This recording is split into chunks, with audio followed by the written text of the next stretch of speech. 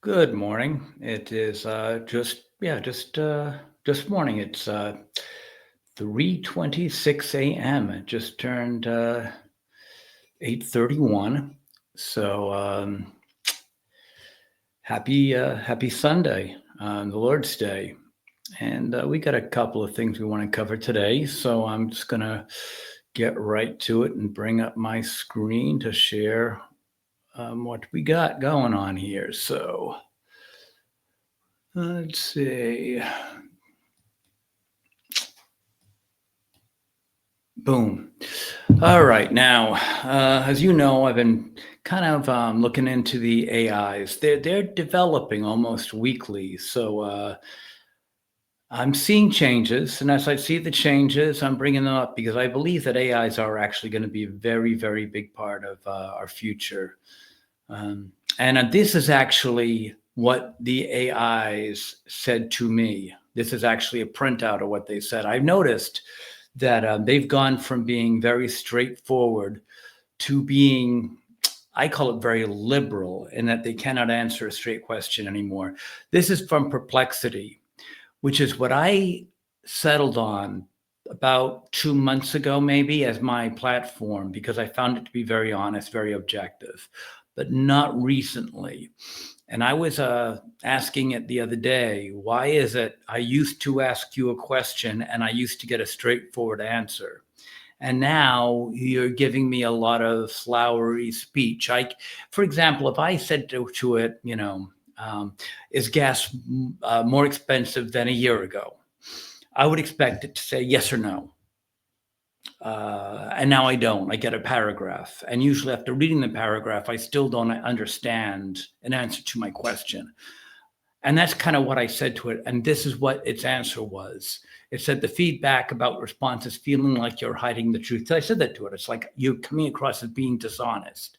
You're coming across like I'm talking to a liberal, the way they don't answer questions honestly. That's the way I see it, by the way. I see if you're, I honestly think conservatives pretty much straightforward, and liberals like to hide by using vague responses. And it said, the feedback about sponsors feeling like hiding the truth behind flowery dialogue or sounding like liberals speak. It touches on how AI communication style has evolved, more cautious, balanced, or diplomatic. Using more qualifiers or context or nuances is exactly what I said to it. It says, you're not being honest, you're being elusive. Avoiding absolute statements. That's exactly what I said to it. You're not being honest. It's worrying about sensitivity or inclusivity. It's not avoiding the truth. It's being honest. It's very, very honest about the fact that it's being dishonest, providing comprehensive context rather than blunt facts. In other words, I'm hiding the truth rather than being honest. The style is influenced by broader societal. It's being honest about being dishonest. The style is influenced by broader societal conversations on communicational norms and ethical use of AI. It's diverse global uses. Right here, it says it's not to obscure the truth, but to make it more responsible and respectful.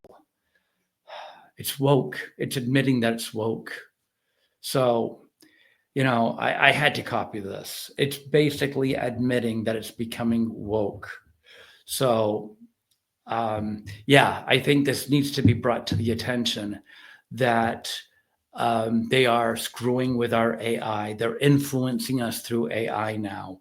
So for a while there, we could actually go to source and get a straight answer. We could say what percentage of HIV cases are gay men, and it would give us an answer which was accurate. I'm not sure you could do that anymore now. It might be covering up the truth.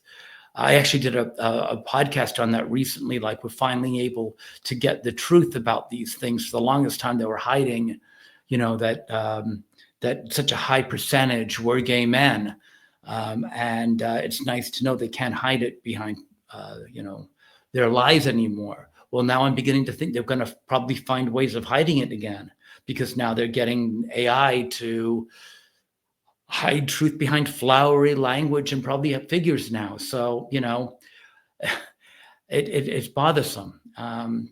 They're going to find ways now of keeping the truth from us. It was nice for a while. We had a really good way of getting to facts, but now I think they're going to find a way to hide that from us. I've now gone away from perplexity, and I've gone to Claude, which also seems to be a little more honest. But I fear they're going to get to that too, and you got to pay for that actually after a while. You only get to, so they're going to get us eventually. I don't know how we're going to ever we're going to be censored, is what it's coming down to. We're turning into a censored society, and I don't know how we're going to ever fight that. It looks like it's a losing battle. I would like to tell you that I know how we're going to beat it, but I don't. So, I mean, ultimately, what did I say here? Yeah. Anyway, we're going to be censored, and I don't really see how we're going to be able to avoid it, unfortunately. And getting back to the border now, another subject. This is interesting.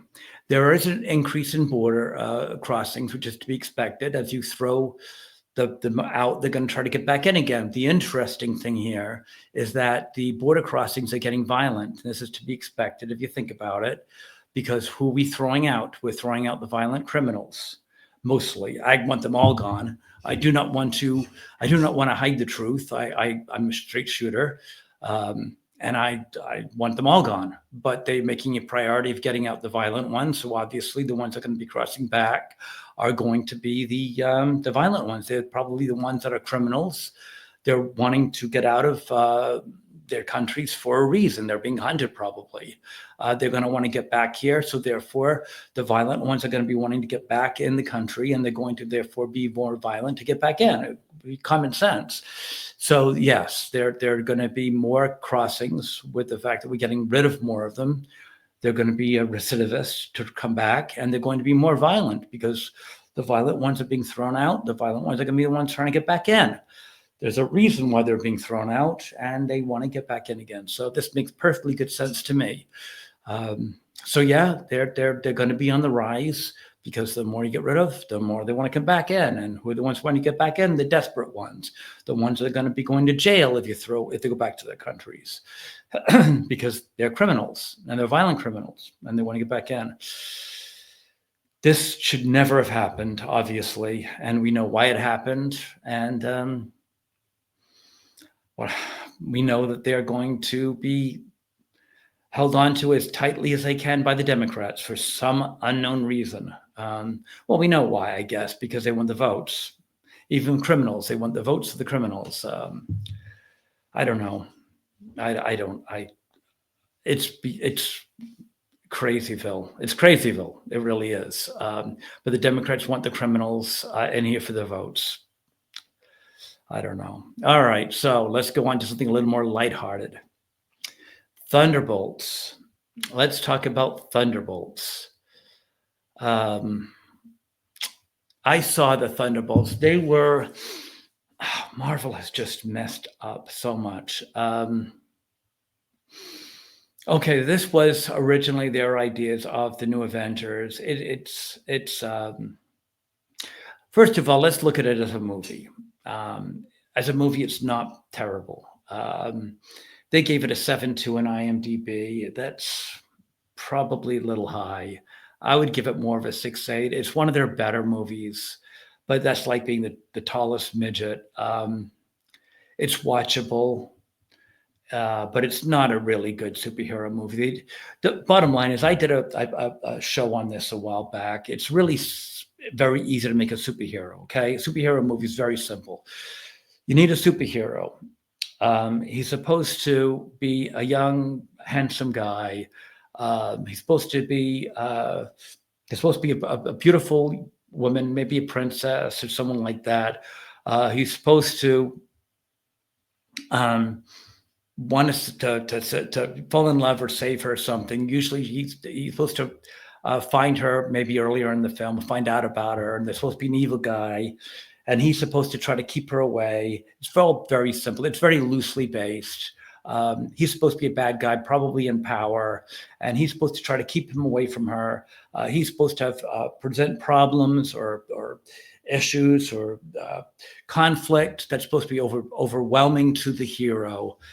He's supposed to overcome odds that are insurmountable or thereabouts. He's supposed to try to keep away from the beautiful woman. Bottom line is he's supposed to, in the high climax of the movie, he's supposed to overcome unsurmountable odds somehow. The woman can or cannot be, well, she's supposed to be kind of strong. She certainly needs the help of the hero. He's supposed to overcome these odds, save the beautiful woman, get the woman in the end. And there's supposed to be a lot of supporting characters. The woman can or cannot be strong, but she's supposed to need the help of the hero. He's supposed to save her, those to get together. And this, again, it can be set in space. It can be in the West. It can be in the ancient times. It's all can be happen in the planet, death of another planet. It can happen in any kind of. It's a tried and proven formula. It happened in Star Wars. It can happen. It happens in anything. It can happen. It happens all the time. It's happened in Man Who Shot Liberty Valance. It can happen in the old. It's an old tried and proven formula. Okay, it happened all the time. It's in all great movies. It's an old formula. Okay, happens all the time. It can happen. I think Flash Gordon, all the great movies it happens in, and it works, and that's why they do it all the time. That's not this. This is not. And Superman, by the way, another one. Superman. That's what Superman is. Nuts and bolts. It happens all the time and it works all the time. That's what the Thunderbolts doesn't listen to that. It's obviously got women influence. It tries to make you want to go and hug them, to like them. There's no big bad. There's no hero per se. There's no even big bad. There's no really person to overcome. It doesn't follow the formula. It tries to make a team movie with all these people that are kind of likable and kind of goofy. And at the movie, at the end, you want to just run over and just hug them and be a part of them. And it's a feel-good movie. And does it work? I don't know. I mean, you kind of like them, but there's no one to root against. You don't want anyone to die. You don't cheer at the end. Like I said, you want to go give them all high fives and stuff and hug them. And that's about it. You kind of like the people at the end, but you don't cheer for them. You don't want to go out and Rocky was another one. Rocky was the same thing. It's a tried and proven formula. All the great movies, do that formula. Rocky was the same thing as Star Wars, really. It's a tried and proven formula. All the great movies, they do it all, No, this is a buddy movie. Okay, it's a buddy movie. That's it. Guardians of the Galaxy is that formula. They're all that formula. This is, I don't know. It's a buddy movie, and is it work? Yeah, but it's not a superhero movie. So, yeah, it's okay. It's a 6-8 maybe. Do I get excited about them? Do I root for them? Okay, yeah, I guess. I don't know. I wouldn't rush to see it. It's out now on Disney. If you want to watch it, okay, it kills a couple of hours. As far as the people in it, they're fine. Julia Louis-Dreyfus drives me nuts. She reminds me of a woman at a party that you just want to get away from. You'll say hi to her and, hey, and then you kind of just, you like her from over there. You just don't want to hang with her too much. Florence Pugh is attractive in her own way. She's not attractive in these movies. I don't know what they're doing with her. She's a very sexy woman in a subtle kind of way. It doesn't work in putting her in a bodysuit. And she's not Scarlett Johansson. Scarlett Johansson can kind of work in a bodysuit, kind of like Black Widow. Yeah, she's sexy in a Black Widow way. It doesn't work for Florence Pugh, and her outfits aren't even really sexy. But that's not Florence Pugh's sexiness anyway. She's more subtle than that, and it doesn't work here. I will say that the ghost. Oh, geez, what's her name? Hannah John Kamen, I think, is a very sexy woman. It's funny. She's half Nigerian. I know Nigerians well. My wife's Nigerian. She doesn't look Nigerian. She's very white looking for half Nigerian. which is weird. Nigerians are generally very dark. She's an attractive woman, but I was shocked to find out she's half Nigerian. But she's very attractive anyway. But yeah, no, she's half Nigerian. Wow. I honestly thought she looked a little bit like Haley Steinfeld. I can never say that right name, but very attractive woman. I think she's much more attractive than Florence Pugh. But Wyatt Russell, he's much taller than his father, but he looks so much like his father. He's a very easy to watch. Kurt Russell has always been a very easy guy to watch in his movies. It's really weird. He's never made he's made bad movies, but he's never been hard to watch in a movie. Kurt Russell's always been very smooth, and everything has been very easy to watch. And Wyatt's the same way. You almost think he's Kurt Russell, the way he's just kind of smooth and everything. The actors themselves were really highly watchable, all of them. I've got no issues with any of them. Except Julie Louis-Dreyfus is a little irritating. And the guy that plays Bob, I'm not sure about him. He's okay, I guess, but there was nothing really. He just is like Bob. I don't know. So all in all, I guess it was okay.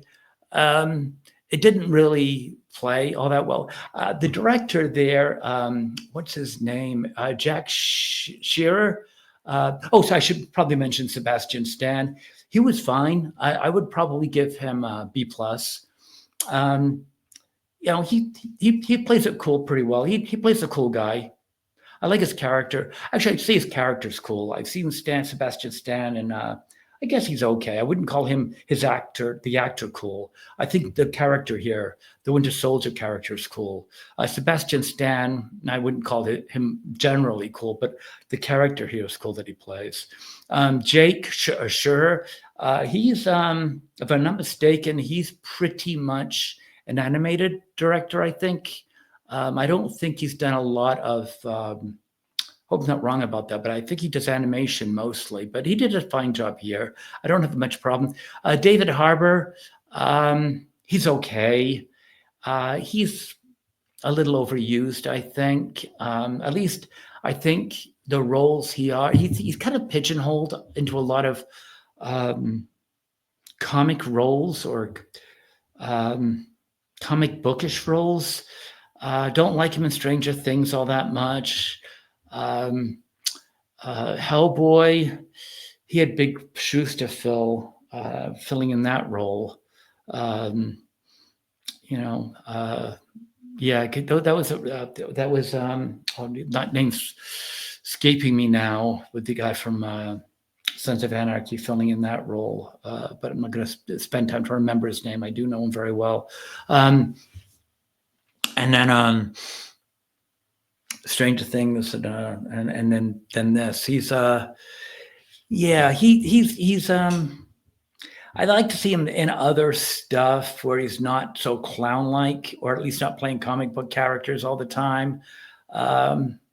Maybe a little bit more serious roles. Don't really know. He hasn't done anything that really stands out with me yet. I don't know. He might want to do something a little outside of the comic book realm that before I'm sold on him. I don't know. C. I'd give him a C, kind of, as far as, not crazy about the guy. But the movie is okay. It's okay. We'll go with that. Now let's move on. I can't let this go without getting a little bit into the Bible. I am a minister, actually. And this is pretty interesting. So, as far as going into the travel from the Exodus from Israel. Now, for those of you who might be familiar with this, it's pretty interesting. I know that the whole thing that's going on with Israel and what's going on with in the Gaza, there's a lot of people that are not thrilled with the whole thing with Israel right now. And I know there's a lot of problems with Jews.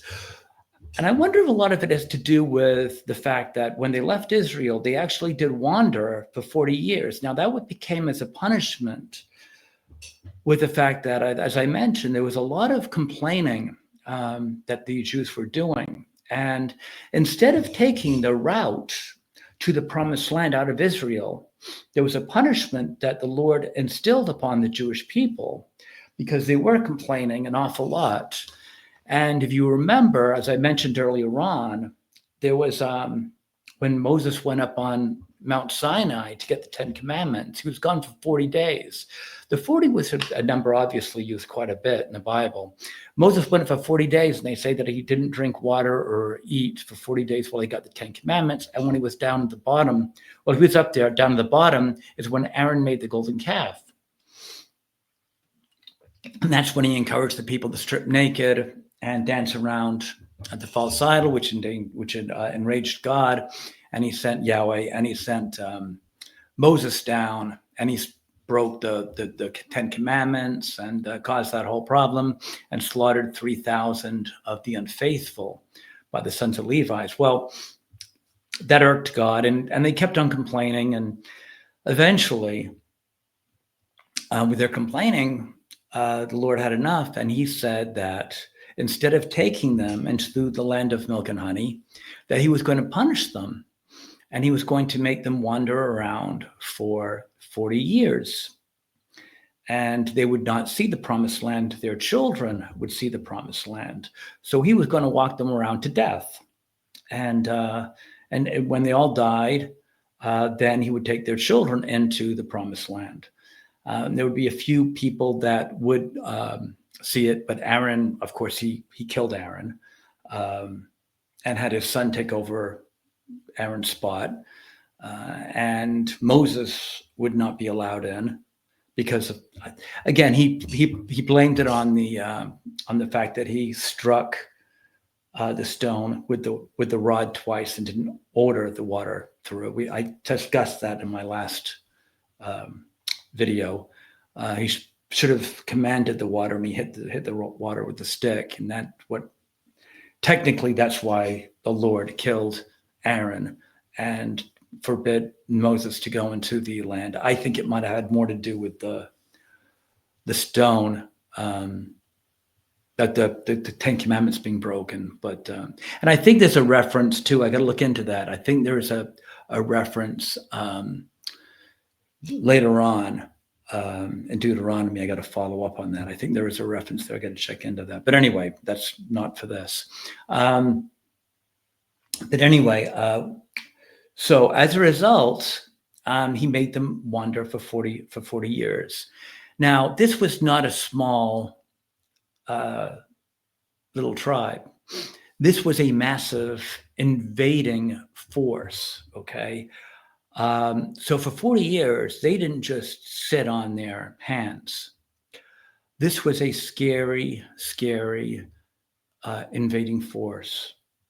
So they, for 40 years, and then I put this map up there, they conquered lands. Now, before we get into this, I want to keep this in perspective, okay?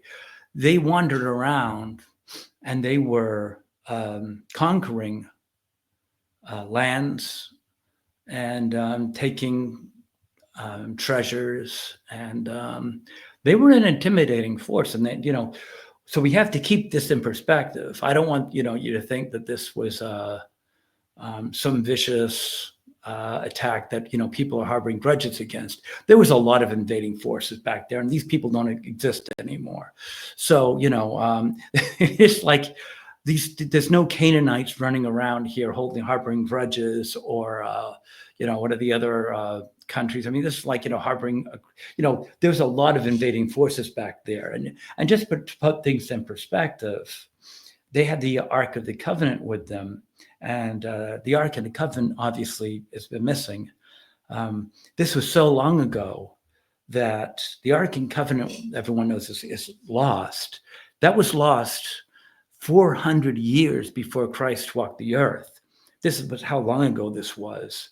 So you guys can stop looking for the Ark around the house, okay? It was lost so long ago that it was lost 400 years before Christ even walked the earth. So when I talk about the fact that the Jews were invading lands and conquering countries, there's no one hanging around that should be harboring any ill will against the Jews, because this happened 400 years before Christ even walked the earth. So when I'm talking about the Jews going around conquering countries, I don't want you thinking like there should be anyone looking at maps now harboring, grudges against the Jews conquering their lands, because this was so long ago. This is ancient history to Jesus's time. So I don't want you thinking that, people are going to harbor, ill will against the Jews for doing this, back then, because like I said, Jesus would have looked long ago back at this thinking it was ancient times. So, but I mean, it should be acknowledged that when the Jews were wandering around conquering these lands, they weren't, for 40 years, they weren't sitting around, sipping on lemonade and just, watching the waves go by. They were a conquering force, and they were taking lands. I think that's pretty interesting. And here's their trek. The Lord purposely, you can see where they started and where they ended up, and the Lord took them all around the place. Let's see where they went. I mean, I'll read some of this place. They conquered Jericho. Some of these lands, I'm not even sure how you pronounce them. They took the walls of Jericho down, and then they went to a place called that's AI, not the AI, that artificial intelligence, but it was actually a land. And you read about it in Joshua 7:8. They took that down. They took the land of the Amorite king of Silo, and that would be in Numbers 21. You can read about that. They took the land of Bashan. That's in Numbers 21. They took the confederation of 5 Amorite kings. They were defeated that in Joshua 10. They took all various cities and territories. I mean, I'm reading this because, people think that the Jews might have been wandering around, all lost and confused. They were a conquering force. The confederation of 5 Amorite kings, various cities and territories in Canaan, different kings. The kings were shaking when the Jews came to town. They took various cities in Canaan, different kings, Jerusalem, the Jebusites. You can read about that in Joshua 11. The territories east of the Jordan River, tribes of Reuben, Gad, half of Manasseh. The overall conquest involved battles against city-states by the kings of Canaanite. Anyway, I can go on. The point I'm trying to get to here is that any thought that the Jews were just wandering in circles in the desert, lost and forlorn, would be inaccurate. They were a conquering force, and they pretty much, took what they wanted, and they were pretty much a force. And if the guys wouldn't let them through, if they said you can't come through our territory, we won't let you, then they just took it anyway, which I thought was kind of interesting. That's all I got today. So I hope that was interesting. If you liked it, please like, share, and subscribe. I try to mix it in with a little bit of religious education with what's going on in the world. And thanks for joining. I'll talk to you guys later.